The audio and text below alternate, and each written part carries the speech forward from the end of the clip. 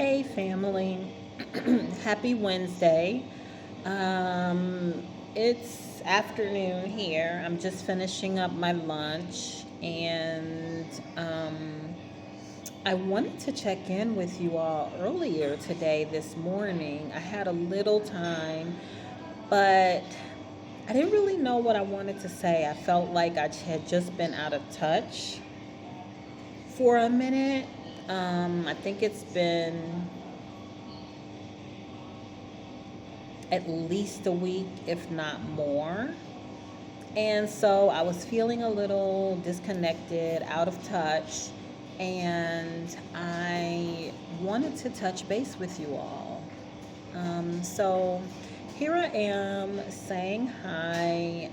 My time here in Spain is winding down. I've got about a week and a half left before I head back to the US.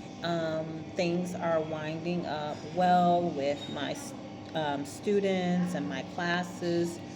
Very excited to show off some of the projects that I designed and led for my students and what those results are.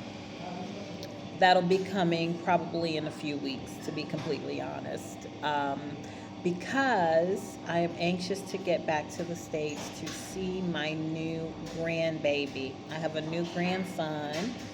He will be 3 weeks old tomorrow, and I can't wait to hold him, love all over him, and give him tons and tons of kisses on his feet and forehead.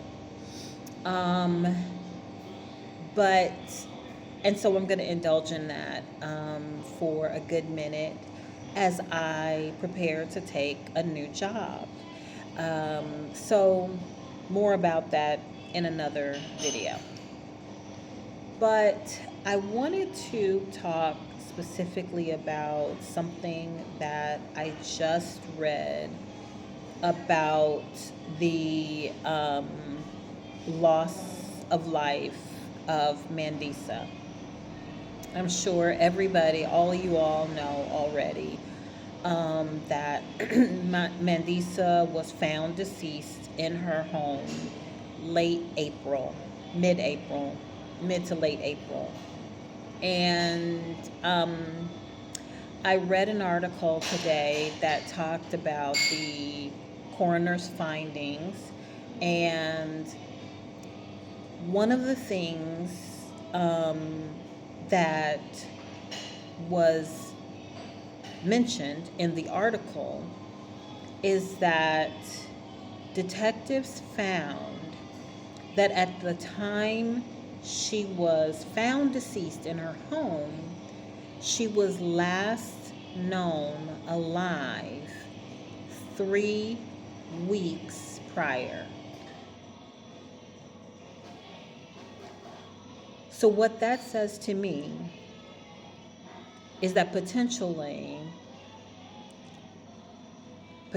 at the very worst case scenario, Mandisa was in her home deceased for 3 weeks. At the best case scenario,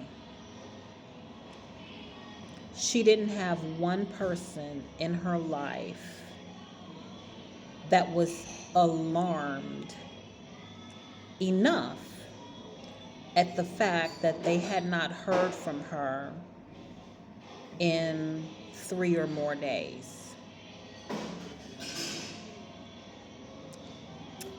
So I'm sure you all know where I'm going with this, and my dramatic pauses and my dramatic gazes don't hide what I'm trying to say. So, a couple of things. Family,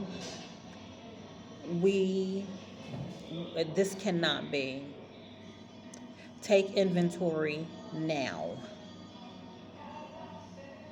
If there is not at least one person in your life at this very moment who would not be alarmed if they had not heard from you, seen you posting something on social media, or interacting in any other way, in any other scenario that they're familiar with, whether it's a group chat or something like that, in 48 hours, you need to reevaluate your circle.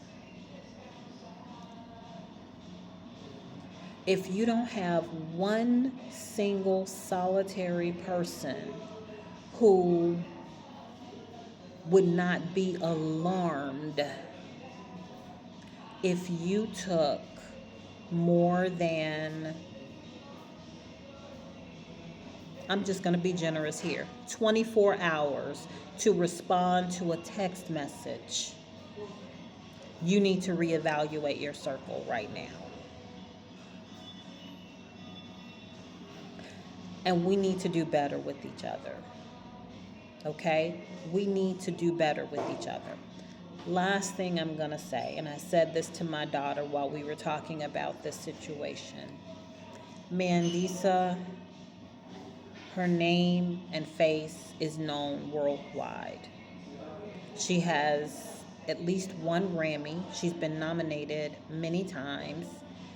Um, she's, I mean, she's got a platform. She's got, you know, millions of followers. And yet, her fame did not cause a single solitary person that she knew, blood related or not, to be alarmed at the fact that they had not seen or heard from her or seen any interaction from her in a week or more.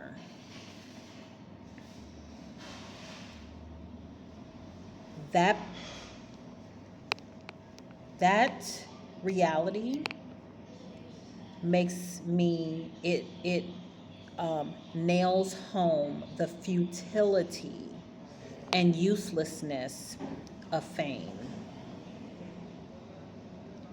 If you are living your life to make a name for yourself and to achieve fame, you need to immediately reevaluate your life goals and life pursuits. Because clearly, fame does not guarantee that a single person will miss you in any reasonable manner of time or time frame. We got to do better, folks. I am so sad for the life that she lived and the impact that she made on this world. And when it boiled down to it, no one was there when she actually needed them. Let me tell you a story. My mother's brother passed away a couple of years before she did, from a form of cancer. Let me tell you something.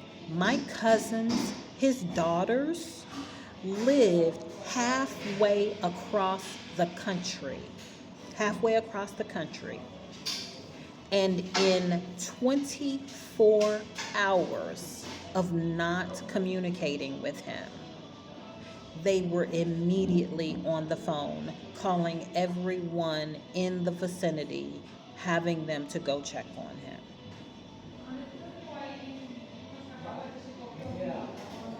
I watched this happen.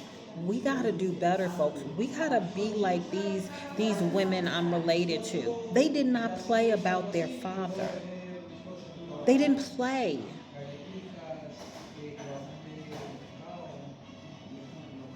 And so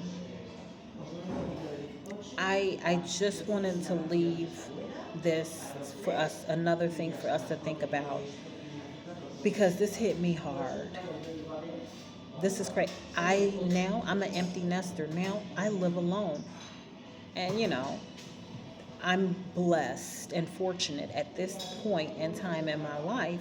I have someone who I talk to probably multiple times a day, and someone, at least one person, who would be alarmed if I didn't return calls within 24 hours. But I don't have many of those folks. But I do have at least one. Make better choices. Reevaluate your circle immediately. I love y'all. Thanks as always for joining me on this journey. See you next time. Bye.